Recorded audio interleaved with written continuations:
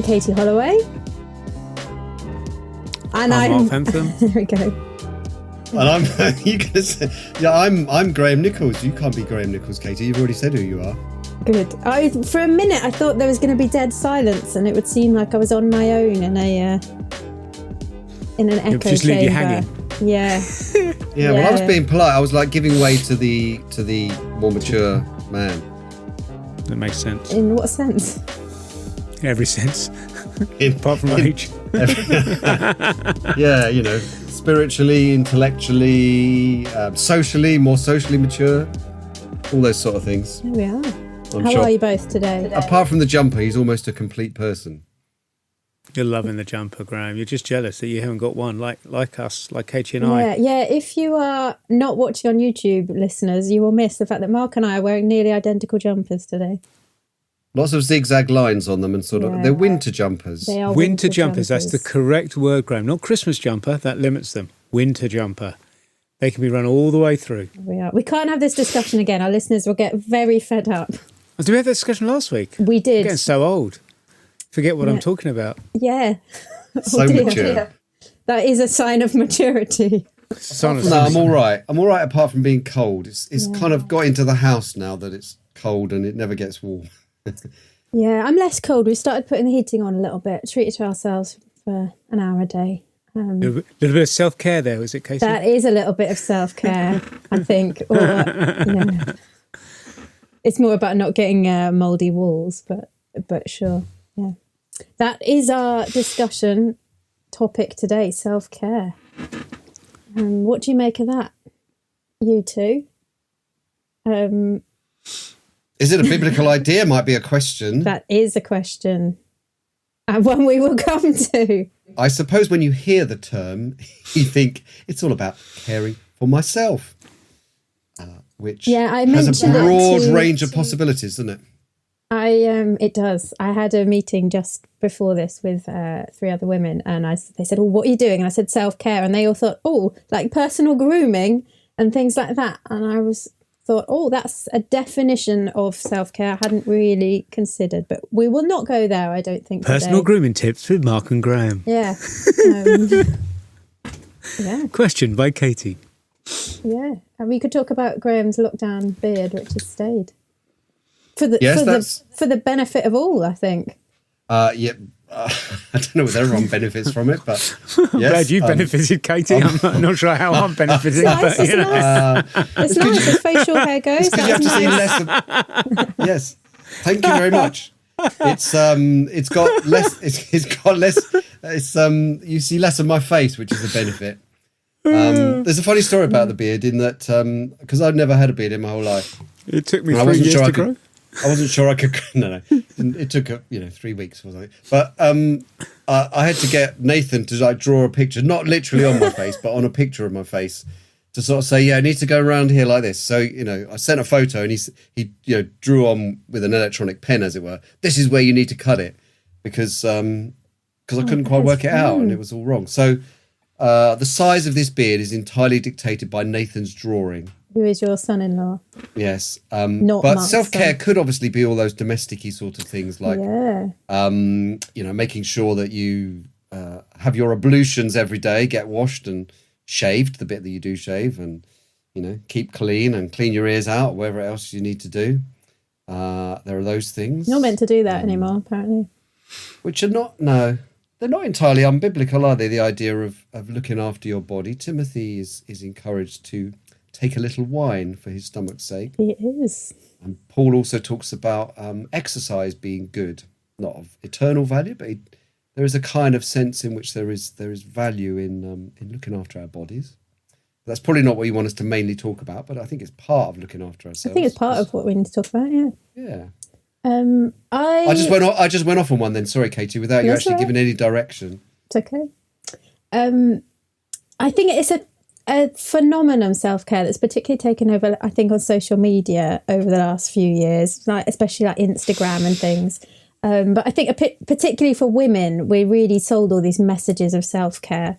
Is it, you two are men, is this something you've come across that much, or is it a bit, when I suggested the topic, did you think, why talk about that? or both?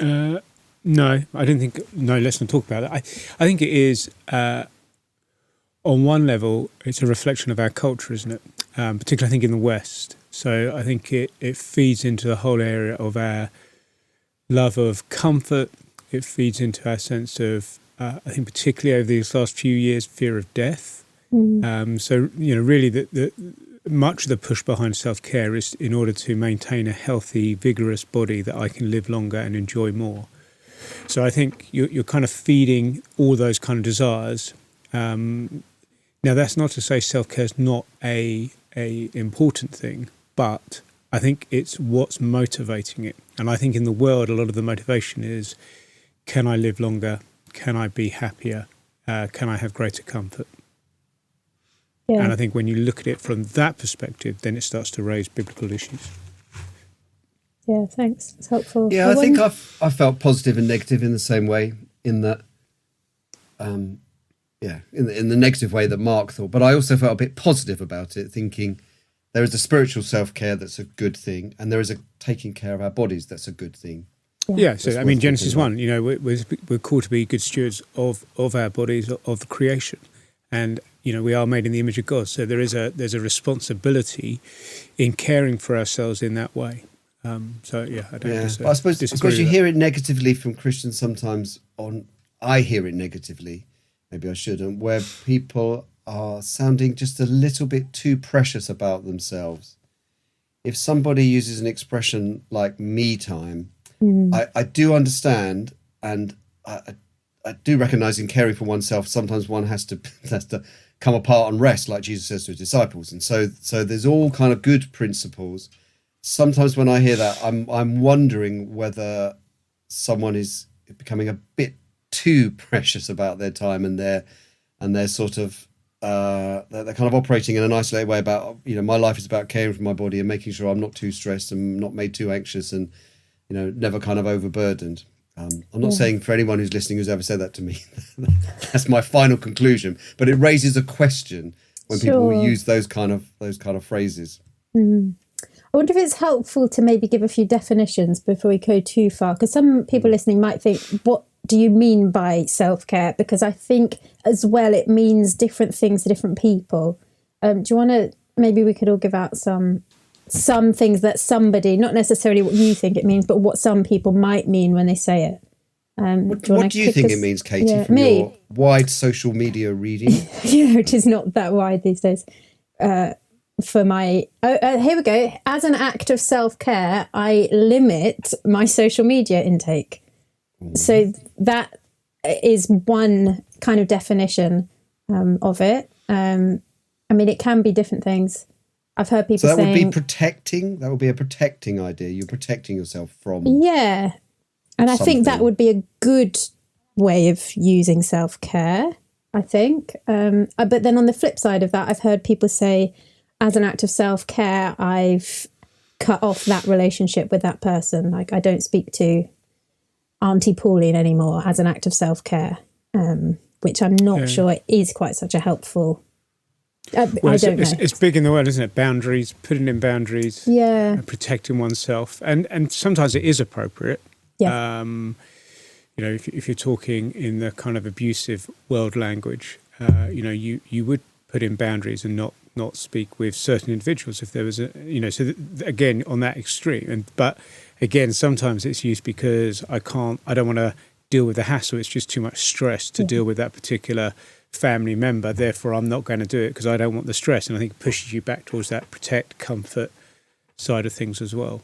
I mean, self-care does cover a multitude, doesn't it? It kind of covers the spiritual, covers the physical, covers the mental, body and soul. How we caring for those things. So when my kids were very little, they're still quite little, but when they were kind of babies, toddlers, I think from the world I was getting a lot of messages, and I think a lot of particularly new mums get a lot of this message of self-care is really important, and that is often things like it's important to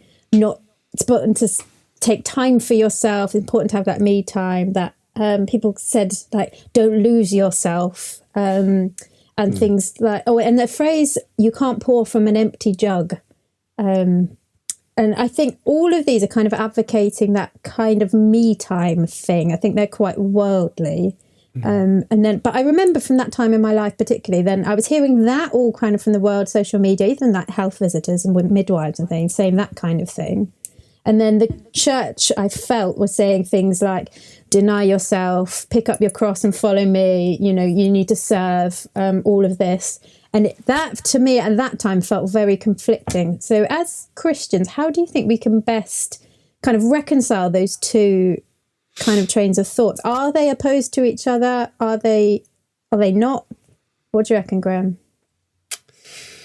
Yeah, I'm not sure I want to reconcile them so much as have a biblical idea of what it is to be a human being made in God's image, made for God's glory, living in a broken world, and living sacrificially. There's loads of kind of threads to pull together to finally arrive at, okay, on a given day, I've got rest principles, which means it's fine to say I need some rest. I've got for want of a better word, common sense principles, the way the world works principles that says if I completely exhaust myself, regardless of the rest principle, if I completely exhaust myself, I'll be so ill that I can't help my children. So I need to take care of myself so I can be a responsible parent. But at the same time, I recognize that life includes suffering as well as great joy. And particularly the Christian life includes not just that it has sacrifice, because lots of people make sacrifices, but it includes an embracing of sacrifice as if it were a good thing, because it is. And that as we give sacrificially, there's joy in that.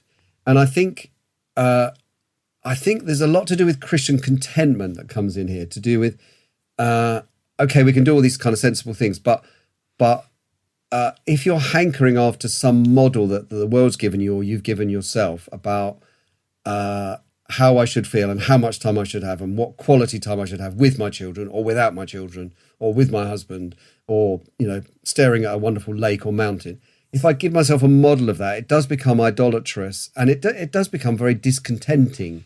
And I think there's a Christian model that says, God's placed me here. I'll try and put in some boundaries because that's good stewarding of my life.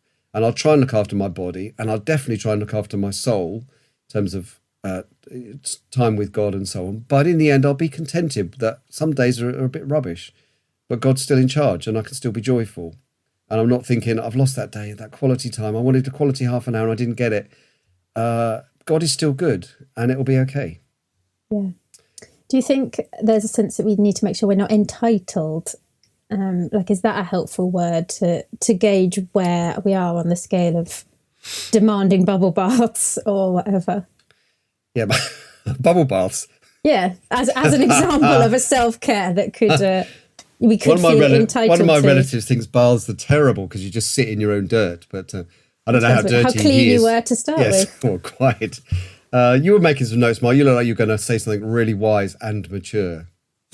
Don't know about that, but I think a lot of this, just listen, a lot of it comes from where my heart sits, isn't it? Mm-hmm. And I was thinking before we started that there are two extremes that often is played out in the Christian world. One is the over comfort me, self-care, protect on one extreme. The other extreme you sometimes hear is the burnout kind of idea. I'd rather rust out than burn out, than give up or, and I don't think either are kind of helpful extremes. And I'm not sure that's what you see Christ doing. But I think what you do see Jesus doing is, as Graham says, he did seek rest. He would often take his time away. But when that was interrupted, suddenly the crowds came. He didn't get grumpy. He carried on serving. So I think there's the cost between I will lay down my life and sacrifice. I think often the missing chunk in all of this is that we become consumed with the fact that rest means I must have time out, precious time. Whereas actually the biblical picture is true rest comes in going to Christ. Yeah. So actually I can be, feeling quite worn down because I'm a young, I'm not a young man, but, with a young parent and your kids are keeping you up all night and you feel exhausted. and you can't just take the day off, because actually you either got to look after the kids or work or balance between the two of those. But actually what I can do is go to Christ, and in him I find rest, which gives rest to my soul. And in that I find that contentment, and I'm trusting that he will give me the grace that I need to be able to do what I need to do that day. And I think sometimes we kind of lose that kind of spiritual impetus in the middle of it, that is finding our rest in the true place and looking to the one who knows me to give me what I need to be able to keep doing what I need to, laying down my life for the sake of my young children, laying down my life to provide for a family in working, or laying down my life in serving in the life of the church. Whereas I think our culture says what I've got to do is protect. So therefore, what I must do is I give up everything, and I'm not looking to how Christ is able to help me, sustain me, and give me what I need. Now, that is also saying, look, Christ knows me, so he knows that I can't maintain that kind of ongoing onslaught. And so therefore, in his mercy, he does give me respites and times out. And I need to be thoughtful about how I do that. And as a husband, how I provide that for my wife, and, make sure that's happening within the family. So we're aware of that. But I think our model is either I'm just going to burn it out and give it all, or I need to make sure I must have this. And that's not to say those things are wrong, but when they become the over desire, I've lost what actually Christ is doing in the moment, and I've lost the fact that actually my true rest comes from him, and I've lost the fact that he alone can sustain, uphold, and care, and protect, and provide for me. I think think of the words of Matthew 6: "Seek first his kingdom." And the line before says the pagans go after all these things, and you read pagans as all of us in one sense. We all become unbelievers, and Father said he knows you need those things, but you seek first his kingdom and he provides. And so sometimes that comes in surprising ways. Sometimes you suddenly find the energy you didn't know you needed, or you had, you only got 2 hours sleep because the kids were up, and you find yourself feeling far more refreshed than you ever thought possible after 2 hours sleep. The Lord does uphold us, but I think we've lost something of that. Yeah. Do you think as well there might be a tension?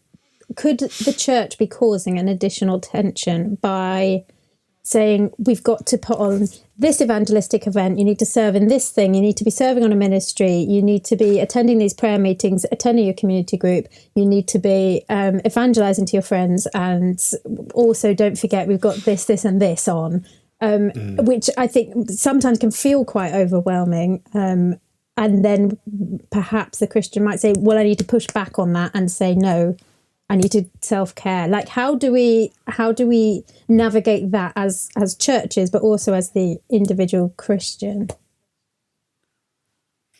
Yeah, it's really hard, I think, to be completely balanced about it, either as the speaker or the listener. But I think we obviously, as church leaders or anyone who organises stuff, needs to be careful and how we judge people, right across the church in what they don't do. So we need to be careful in how we put things across and how we evaluate people's response. But in the end, we just need to make sure what we're calling people to do is the sort of spiritual disciplines and the spiritual service that is normal for the Christian life. So although it sounds in the way that you said it, like, oh, this is a terrible list that we're giving people and we're putting great burdens on them. I hope what we're mostly describing is this is kind of normal Christian life. We're doing some evangelism, some of that on our own, some of that together. We're encouraging people to read a book or read the Bible or pray with their kids. We're encouraging them to gather together with God's people, and to serve together. And it's not extraordinary. And Christians throughout the ages have done stuff like that. I think. A big problem, which is a kind of great bugbear of mine, is often people categorize things as church things, which are somehow in competition with the rest of their life. And I kind of, and it may be because I've served in the church quite a long time, but I kind of think the church is part of your life, and you don't make a competition between the two. Church as an organization is not the whole of your life, but it is your life to be a Christian, and your Christian life is all those things that you kind of listed, and we're just giving people opportunities to serve and so forth. That's not to say we don't say it wrong sometimes and make people feel under obligation, but these things are fun, and they're no more interesting than going to a garden centre or going bowling or going to Twickenham, as Mark has recently. Those are all good, fun and joyful things, but it's not as though, here's the fun event, go and watch the rugby, although it wasn't much fun because of the result, but here's a fun thing going to rugby. Here's a miserable activity that I've just got to get through, which is support an evangelistic event or serve in a kids group. If you set it up like that, you're always going to be saying, it's too much. Yeah. If you think, this is just the joy of serving, it's great. So it's us trying to get that across. Yeah. So I'm very soapboxy today. Sorry about that. It's okay.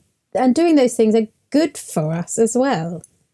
Like attending a prayer meeting and serving on a kids team or serving in any team, like that does feed us. That's part of obedience and fellowship, and they're good for us as well. But I sound like I've completely changed my position, but I'm just playing devil's advocate a bit. Yeah. No, but I think just to add into all of that is that actually it's when we see church as an organisation rather than church as a family. Yeah. If I see church as the family that I enjoy being with, then why would I not want to encourage others to become part of it, to be part of Christ's people? So I want to talk with my friends at work about it, and hey, come along and join part of my family, as I would want my friend, as my natural family, as it were. Yeah, come along, hang out with us. But I think that also then just changes the dynamic of how I view what I'm doing. Hey, I'm just going to hang out with church family, with my friends. This is a good thing to be part of, alongside the spiritual benefits. And I think when we silo things, that is when we get much more into trouble, and the competition is felt.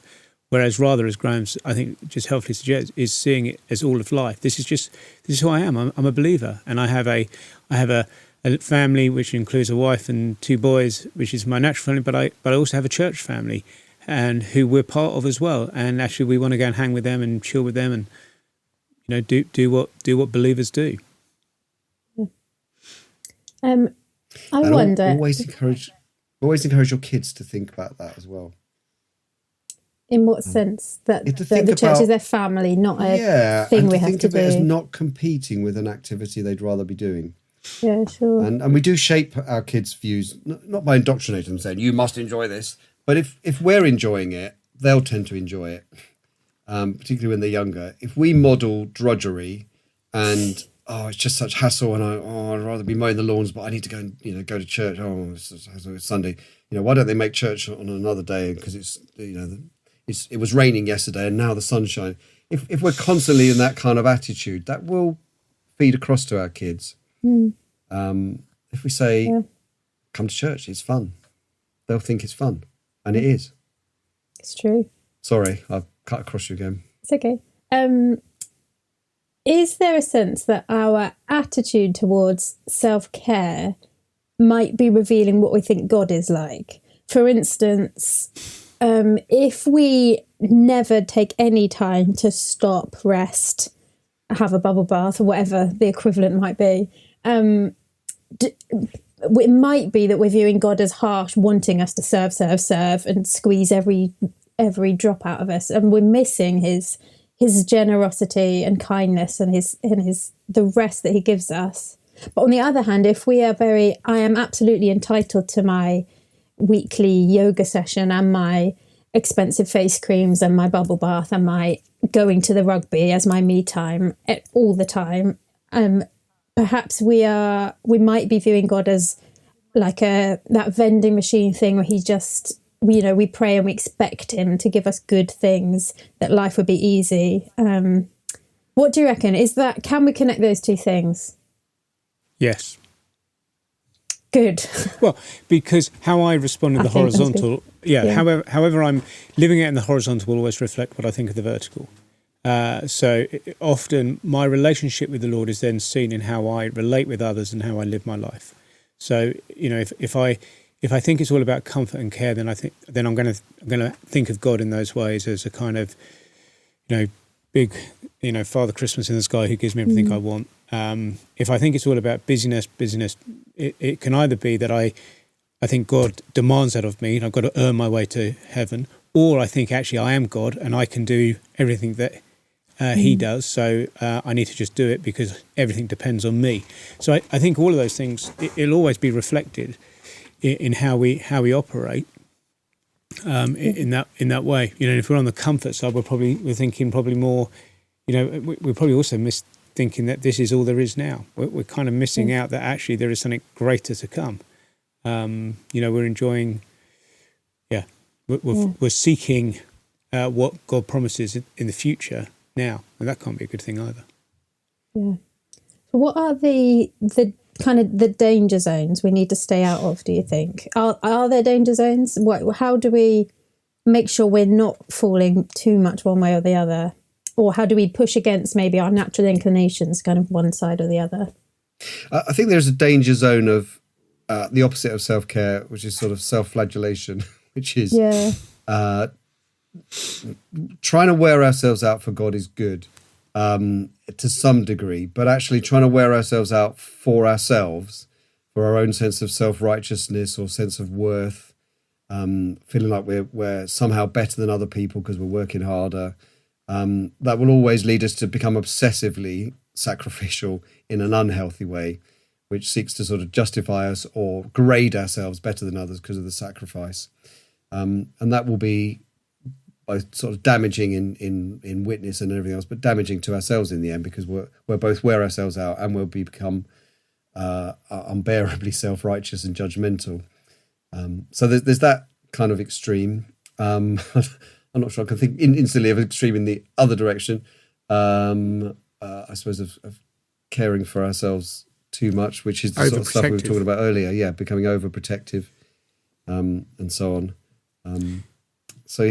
I think those two. I mean, I don't know if you're going to get onto it, but I mean, there is a positive way that we want to care for ourselves, isn't there? In the physical ways we talked about a little bit earlier, common sense. But I think it's not selfish to say, I need to try and protect time to read the Bible. I need to try and protect time to pray.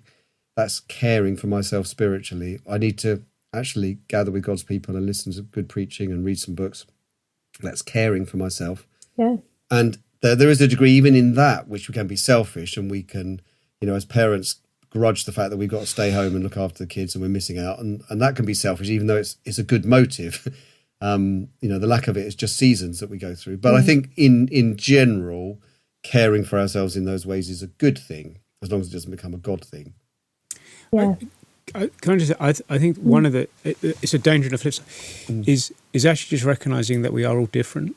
Yeah. And so often, we kind of put that on a ladder upwards. We talked about this before, but and we make moral judgments on people who are different to us. And actually, we are just different.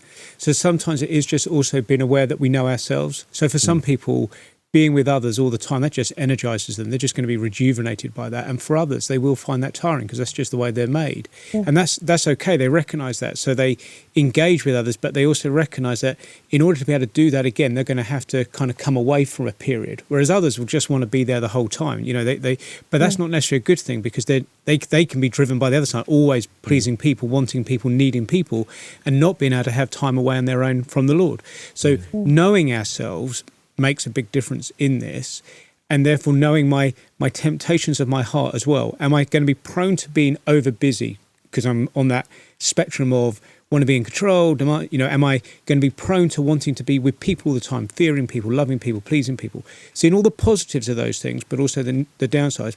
Conversely, am I the kind of person who just wants to withdraw, man cave, time out, need that, and overplay that card to, cause me not to have people around my house or to hang out at church gatherings. So knowing myself helps in all of that as well.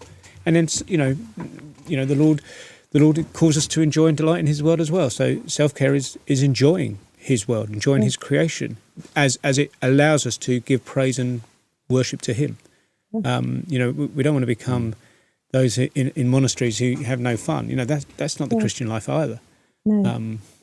And it's not wrong to try and make sure you get your 5 a day and you brush your teeth twice a day and you get some exercise and all of that, just because that is looking after our physical body. Like, that's not less, I don't think, than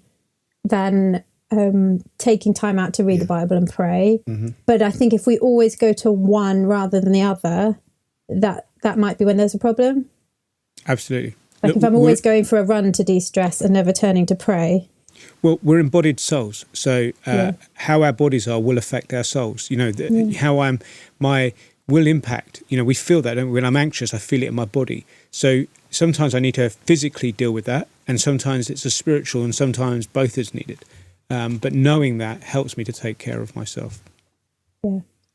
And then we're about to run out of time, I believe. But before we do, I wondered if it's helpful to return to that image of not pouring from an empty jug, which I think tripped me up for a while when I had young children at home. And I felt like I was an empty jug, but I kept on having to pour and pour and pour.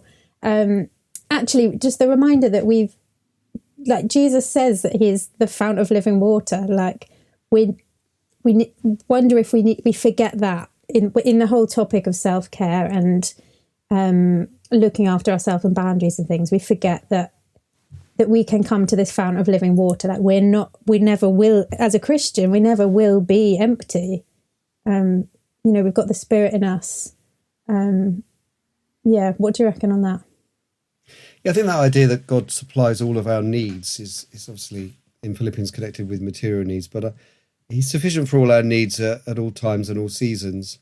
And as Mark's said, our needs are different. Some people, parenting is less of a challenge, or parenting at different stages is less of a challenge. Some more, for some people social more, some people serving is more of a challenge. Yeah. But God is sufficient for all our needs in all those different sort of circumstances. And sometimes he'll provide through just spiritual refreshment and nourishment. And sometimes he provides through help that we get, actual help that he brings along. And we can be prayerful for it and thankful for it as well at times. So it's not entirely sort of internalized spiritual that gets us through. Sometimes God, in his good providence, just help us with a friend and so on. And so we're supposed to be on the lookout for each other as well in the church, and thinking, here's someone who is showing signs of looking a bit like an empty jug, and they need to find their strength in the Lord. But maybe I'm the Lord's means of encouraging that person, and going around for a coffee, or even taking the kids away for a few minutes, or giving them my kids for a few minutes, or whatever works best for them. And we could all learn to be a bit more sensitive to that, I think. Yeah. I think two verses come to mind. One is, Matthew 11, isn't it? 28, come to me, all you who are wearied and burdened, and I will give you rest. So Jesus promises, when I'm feeling that emptiness, to give me the rest when I'm burnt out. And the other one is, 2 Corinthians 12:9, 12:9 or 9:12, 12:9. My grace is sufficient. And his grace is sufficient, which means, and that grace, as Graham says, sometimes comes through others, sometimes it's spiritual, sometimes it comes through his provision materially, sometimes provision of the kindness of an individual. But those two, just hold in tension. He gives me rest. He'll restore my soul. He's where my soul needs to be anchored, and his grace is sufficient, particularly when I'm feeling the weakness. And holding those two things will enable me to go forth in faith, seeking to live wholeheartedly for him. Yeah, great. Go forth. That's a good way to end. Go forth. Go forth and live for him. Live filled up by the fount of living water. I want to burst into song. Please do. It's the you could sing the jingle. Here we go. Nice. Yeah. All right. Thanks for listening, everyone. We'll be back next week. We will have a pause over Christmas, but not yet. We've got a few more yet. But if you've got any questions, send them in. We would love to answer any of your questions about the topics we're talking about or anything else. We'll see you next time.